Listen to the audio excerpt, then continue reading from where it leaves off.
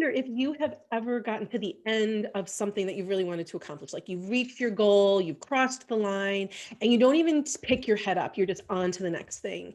And if that sounds like you, I want to invite you into today's conversation because it sounds like me and it also sounds like my guest until she had a big epiphany last spring. So I'd like to welcome Marisa Corcoran. Marisa, thank you for being here.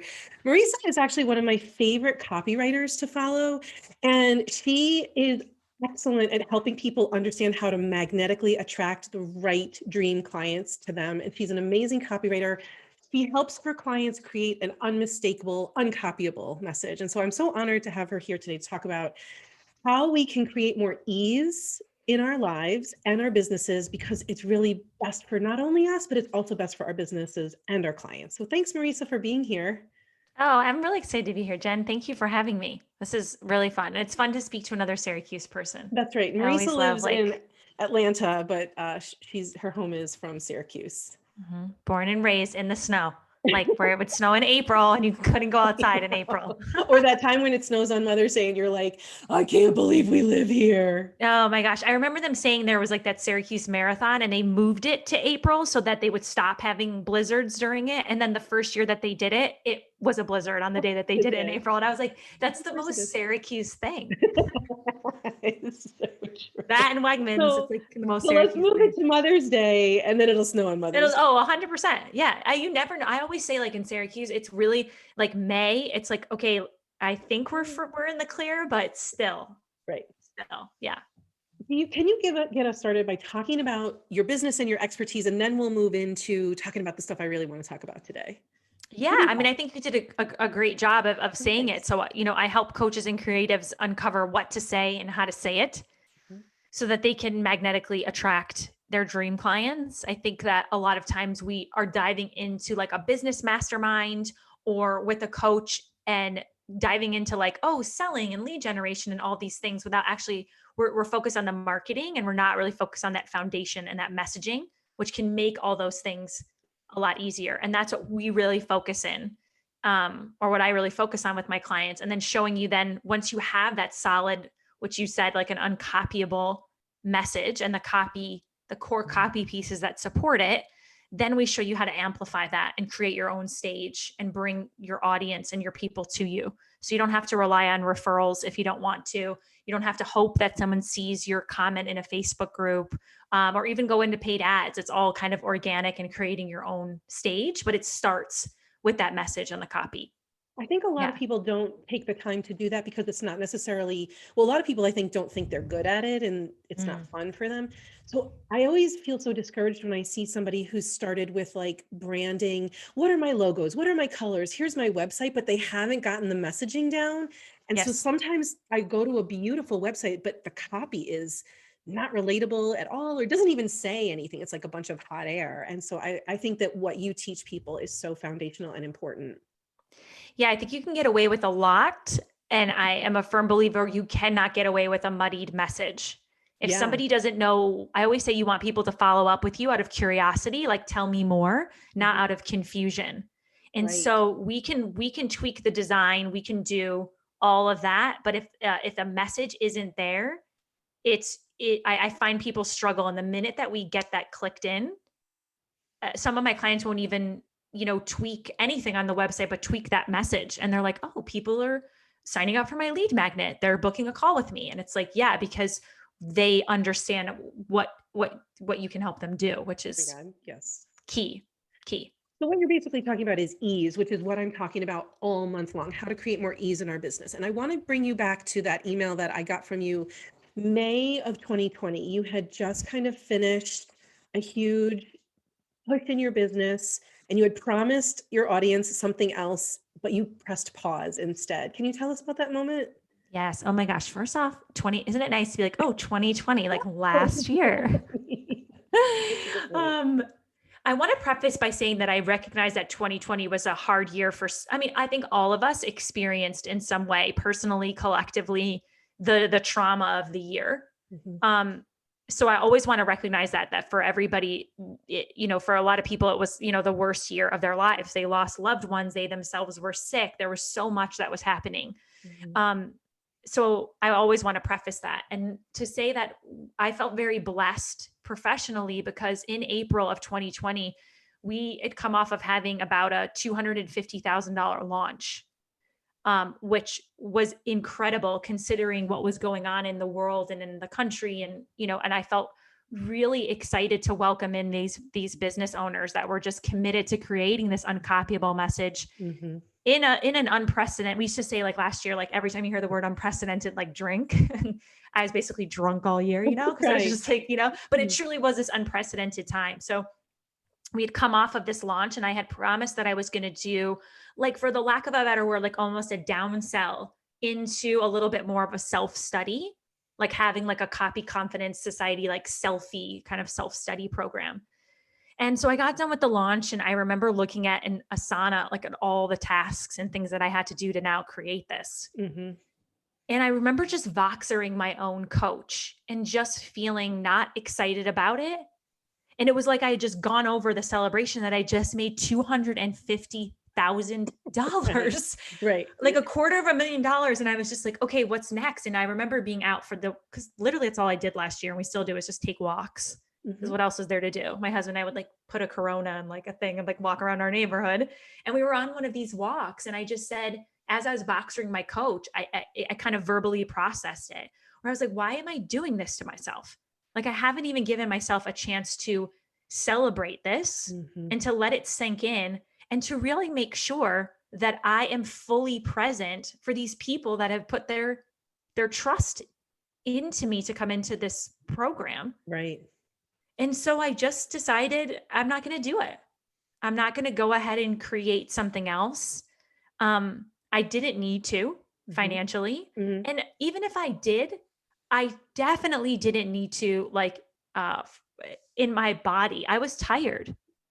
I was exhausted. So even if I had met the goal, it didn't matter. I was recognizing that, like, I needed to just celebrate Mm-hmm. stuff more, celebrate my wins more, and not feel this constant need to keep creating. And I actually took that time in the spring to really devote to myself. And oddly enough, I did like my annual like physical, and that I was going to skip because of COVID. And I was just, I always would find a way, like, oh, work. And, if anyone lives in Atlanta, to get anywhere in Atlanta is like 40 minutes. So it's like, oh, if I'm going to go to the doctors, I got to get on 75. I won't be able to get back. And I would put stuff off for myself and so I was like, you know what, I'm going to go to this appointment. I'm going to do it. And it was there that I found out I had a grapefruit sized growth on my ovary. And my doctor was like, how have you been like ignoring this pain in your body? Like, no wonder because I kind of mentioned to him, I have a history of cysts, and I'm feeling this a little bit here. And he was like, while you're here, I don't want to make you have to come back because of COVID and everything. If you wouldn't mind just waiting. Yeah. And I-75. I was like, thank you. He was like, I would love to let's do this ultrasound while you're here. Let's just see what's going on. And then the woman brings me back. I'll never forget. She was wearing like a Disney mask. And so we were talking about how we both love Disney, and she's like, oh, and she's like, had this Southern accent, she's like, I love bringing like my grandkids to like see Mickey Mouse. And she's doing the like internal ultrasound. And all of a sudden she just stops talking. And she's like, oh, okay. So now tell me how long you've had this pain on your right side. And I was like, uh-oh, I just knew, just have that feeling. The Disney lady stopped smiling. The Disney lady was just like, no more Mickey Mouse, like, goofy talk. Splash Mountain talk. She was literally like, I'm just going to have you wait here. And, he's going to come in and talk to you. And I'm like, oh, and then he comes in, he's like, well, no wonder you've been having this pain. You have a grapefruit. This is the size of a grapefruit sitting on our ovary, which if you have ovaries, they're walnut sized. So I had a grapefruit on top of this walnut, just like sitting there. So I ended up needing to have surgery, and I'm so grateful, and I'm totally fine. I'm great. I'm amazing. But I'm totally grateful that I took that time to take care of myself, which I would have missed if I didn't. If I was just like, oh yeah, let me just go create this other program. And well, your husband asked you a really interesting question, which is a question I don't think we ask ourselves enough, which was, why do you think? Because you were like, oh, I'm just going to, we just got off of this, and now I promised this. So now I'm going to make this new self-study thing. And he said, why do you think that you need to do that? And your answer, I thought, was really an honest answer, which was, because I told people that I would. 100%. And I also think, and this is something that I've really had to unpack for myself, is that I grew up in a family where if you were making, so I grew up like watching people in my family like struggle with money and also equate really like working yourself to the bone with making money. Mhm. So I've often wrestled with that feeling of like, well, I haven't worked hard enough. I'm not like so exhausted and, I've eaten today and I've take time to like drink water. So that means like I haven't worked hard enough. Right. And I really had to wrestle with that in my body to recognize that like being that and living that way is just not sustainable, Mhm. nor I could let go of that like pat. You kind of give yourself on the back, like, oh yeah, you're like this super hard worker, and like letting go of uh that paradigm or that feeling that had been, that I had been taught and kind of passed down to me. Um and allowed me to just, be honest with my community and say the best thing that I could do for you right now is not Create offer something this. new. And I Right. want to model this for you as well. As a leader, I want to model this for you, that if you are feeling like this or you need to do this at any time, you get to do that. Yeah. So the reason I really wanted you to bring you on to talk about this is I know I'm carrying this pattern from my childhood where you watch people work hard and they tell you that you work hard and that means you're going to be successful, and you internalize it, even though I look around at all the people who were working really freaking hard and they weren't successful. They were scrapping all the time. It wasn't like my dad or my grandmother even, she worked in a nursing home as a janitor, and she Mm, worked really freaking hard, right? But she was always broke. And so I have had to learn this lesson for myself. I see it in my clients that it's very hard to believe that things could be easy for us. And if they were easy, do we deserve that? And is that what you were struggling that's with it right too? there. Mm-hmm. Yeah, if it's easy. So I remember when I first started my business, I had a good friend of mine. So I had a good friend of mine who we always, and when we were actors, because I came from the actor world, which is like talk about like, you're working 5 jobs, you're at an audition, you're nannying someone else's kids, you're working at a restaurant. So at one time I used to audition, work at a restaurant, nanny kids, and work for a chiropractor's office. Wow. That was my life. Wow. Uh, and I had a really good friend of mine who she was like my side hustle sister. So Mm-hmm. we were both actors and we always tended to like be in the same job. Like we worked at the same restaurant, we worked for the same Mm-hmm. chiropractor's office, everything. So when I decided to start my business, I'll never forget this one day.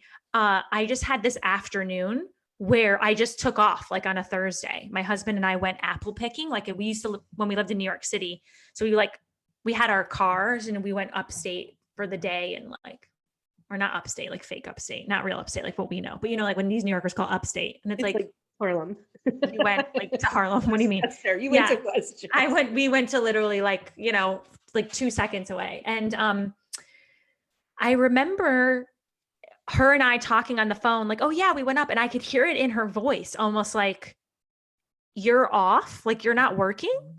Oh, And it she was wasn't like she was judging. like judging me, but I took it at that because I was like, I almost felt guilty. Of course. And I was like, how dare I like be off apple picking on a Thursday? Like, and I didn't even post any pictures of it. It's so shameful. So shameful, right? And I have had to work, I think, the hardest at that, Mm-hmm. at recognizing that I started this business so that I could break that generational kind of paradigm Yes. of Yes. working myself to the bone, and delegating, like having a team that I don't have to know everything or be everything for everyone, and that my rest. So I don't know if anybody's like interested or if about human design. Oh, I love human design. Okay, so I got really into it, and I'm a manifesting generator Yeah. 6-2. So and I'm a sacral manifesting generator. So So what when does they that mean? what you are too? No. I'm saying, so what does that mean for the Oh, people who okay. don't know? What exactly does that mean? Okay. So a manifesting generator, I mean, this is like, here's kind of, is that manifesting generators and generators make up like a huge part of the population. And our kind of thing is to respond. So like I work really well, like you asking me questions, like right now, I love interviews, just like ask me. It's like in my makeup, I can just respond to questions kind of on the fly. Um, and then being like a sacral manifesting generator means I kind of know in my body if something is a yes or no. So sometimes if like you're an emotional, whatever you are, you might need some more time to think about things. Okay. But like as a sacral, I know in my body if I can just trust it. Gotcha. And I'm usually right about it. Like That's in cool. like with the spidey sense I like get in my That body. is super cool. Okay. And then like 6-2 is like usually there's a number on top and a number on the bottom. And the number on top usually will resonate with people. Like they'll go, oh, that's so me. So a 6 is like a very leadership position, Mm-hmm. like trailblazer, like that kind of thing. As much as I think I could be, I think I'm right on this. Okay. And so I remember hearing about that. And sometimes I'm a 5, sometimes I'm a 6, depending, because my mom actually doesn't really know when I was born. Like, Oh, okay. but whatever that one made total sense to me. And the reason I'm telling you this is because the 2, which is the number underneath, a lot of people don't automatically resonate with, but it's part of them. And the 2 is the hermit, meaning that I actually have a lot more like I need a lot more downtime and alone time than I've ever given myself credit for. Right. And I've But kind of there's nothing always, shameful in it. yeah, I was like shameful of I'm like, the hermit, really? That's not me. Right. And now I'm like, Because I'm oh gonna my God, I'm hustle, so the I'm hermit. gonna grind, and I'm gonna Yes. keep going until I have a grapefruit on top of a walnut inside my body. Literally, Jen, literally. And it was like, no, I'm the hermit. I actually love it now, like in the mornings now. So I told my team, I don't like to talk to people until like 10, 11 o'clock. Mm-hmm. I get up in the morning, I work out, and then I go for a walk. I go for like an hour walk. I get a tea. I really try to keep supporting this little coffee shop that's near us. Like all my money basically goes to them. So I get my Earl Grey tea. I listen to some Voxer messages from my clients to just maybe get that out there and respond to them. And then I usually I'll listen to music or I'll listen to a podcast and I just go on this walk before I even talk to anybody or do anything. So making a conscious effort to put the hermit or that alone time into my life. This human design is it's just one of those other ways to know yourself better. So if you haven't heard of human design before, it's just another way to know what you need and that there's no judgment around it. It's just like, this is how your makeup is and there's no need to judge it.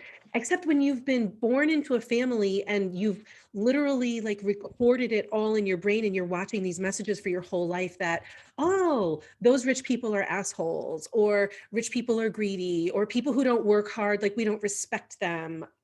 And I've even had people say to me, because I used to be a teacher, and teaching, you work hard as a teacher. You get in early and you don't leave when the last bell rings at 3:06 because only the loser teachers leave at 3:06, and you stay till 6:00, right? And you create new lesson plans. You don't buy your lesson plans online. You create your lesson plans because there's something not noble or honorable if you're making it easy on yourself. Those are all the messages that came to me anyway. So to 100%. choose a business, to leave teaching and then leave my first business because there was no ease in it, and I was it was so grindy, to start my coaching business and feel fun and feel ease. And I'm still not really that great at it, but I'm better than I was.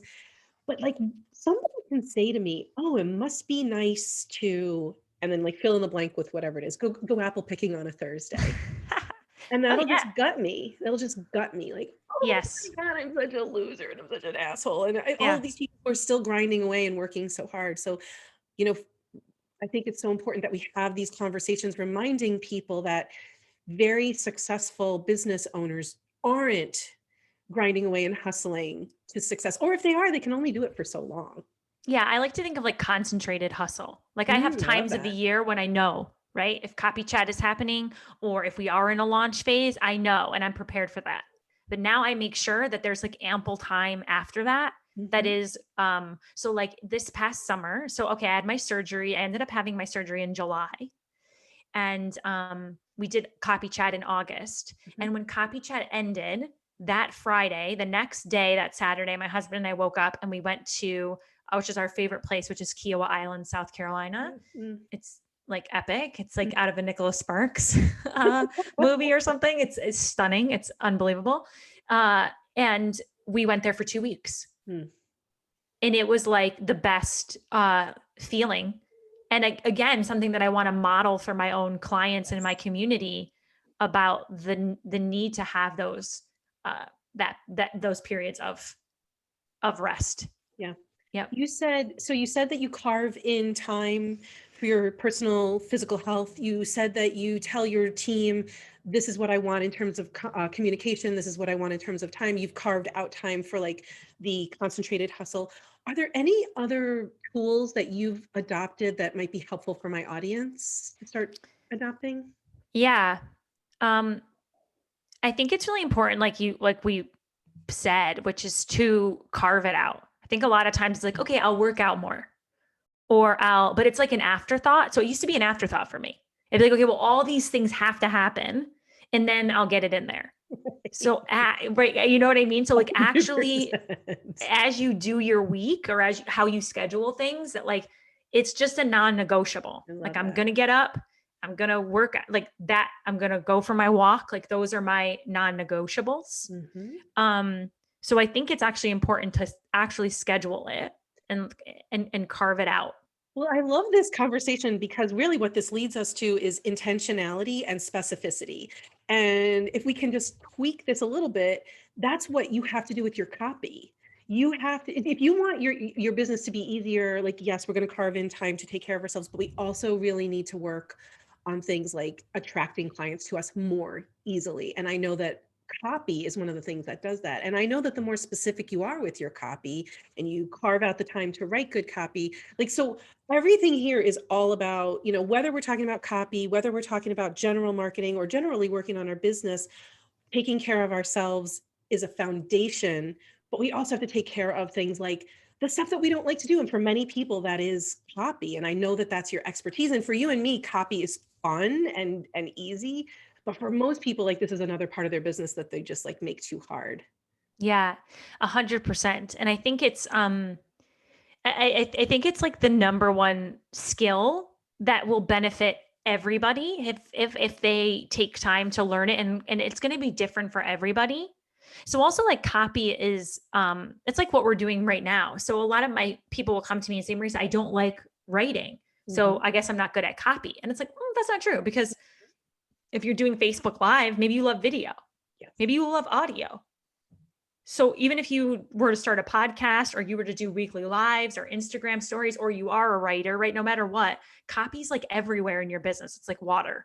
You're going to be Yeah. using it all the time. So finding your thing is really, I think, key that a lot of people don't give themselves a chance to do. They're like, well, I suck at emails, so I guess I'm not good at copy. Right. And then they make their lives and their businesses so much harder. And frankly, if people have been paying attention to us talking today, our conversation, like there's such good copy nuggets in here. The way that you describe something or a phrase that you use, or just like us playing off of each other, there's such good copy in here. So it's another way to make your business easier is maybe you would enjoy having an interview with somebody or doing a conversation rather than writing a whole piece on your own. I Yeah. think we need to start looking for giving ourselves permission to do the things in our lives and our businesses that feel easier for us. Yeah, 100%. I had one of my ladies that was in the society last time, and she just really felt compelled, like her ideas were really like trailblazing, and she wanted to have that stage for herself. And so right away, we were like, you need to have your own podcast. That's your thing. You need to go and do that. And she Mhm. created it while she was in the program, which was beautiful to see that kind of copy and the things like come alive for her verbally in like an Yes. audio setting. Oh my And God. another one of our ladies was like blogs, was she loved to write. She loved that alone time to be able to do it, and really wanted to understand how she could crack through and write better blogs and get them, more eyeballs on them.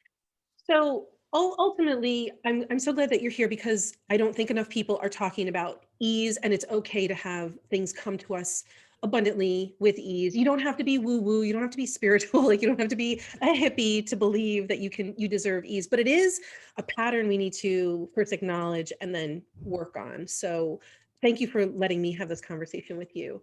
But in terms of how we can have more ease around developing our marketing, developing our audience connections. I know that copy is a foundation. So can you talk a little bit at this point about how people can connect with you in terms of the Copy Chat and also the Copy Confidence Society? I'd love to learn more about that. Yeah.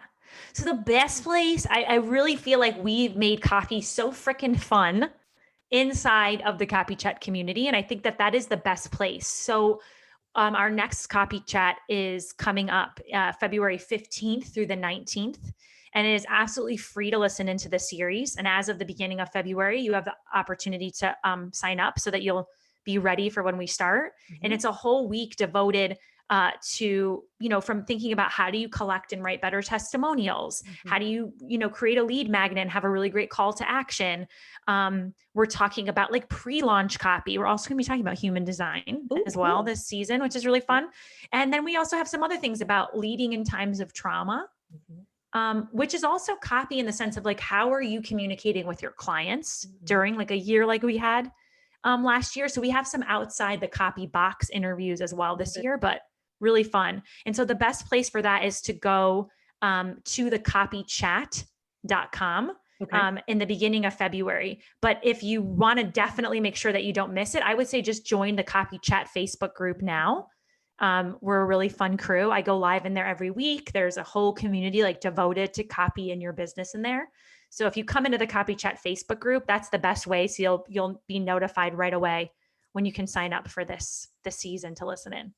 I am part of the Copycat Facebook group, and it's a really valuable group. And I love this stuff. So it's not like it's fun for me to listen to, but the conversation, you're not going to feel lost in there. You're not going to feel overwhelmed. It's just a really lovely community. So I definitely encourage people to get into Marisa's orbit because she's generous and she's really knowledgeable and she's very real. Like there's no bullshit when you're talking to Marisa. So, or you're listening you're not actually talking to her. You're listening to her. Yeah. It feels like you're talking with her. Yeah. I try to break it down in like the easiest way.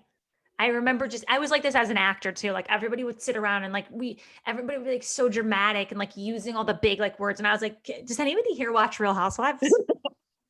And I try to bring the same thing to like the copy, like this world too, to like just bring it down and like let our own personalities like really shine and come out. Yeah. Thank you for all of your generousness today and talking about your own experience and just having this conversation. I really encourage people to get into Marisa's world because the copy chat, it's a 5-day, it's 5 days, right? Just the conversations that are being had. The first time I listened to it, I learned so much, and then I just get to listen to it. You run it twice a year, right? I run it twice a year. Yep. And it's free to listen into. And then we also have the copy chat kit, which people, you can purchase that and it gives you lifetime access to the interviews. I do a really fun bonus class. There's like this awesome email workbook that has emails from my clients. And every penny, all of the money that we make from it goes to charity. And so in 2020, we raised over 30,000 for charity. Yeah. And I'm hoping between the 2 seasons this year, we can do the same. Congratulations. Thank you again for showing up and for just being here so fully. I appreciate it. I really like, my heart is so full. Thank you so much. Oh, thanks, Jen, for having me. This is really fun. Super fun. Thanks everyone for checking in. I will see you again next week. Bye.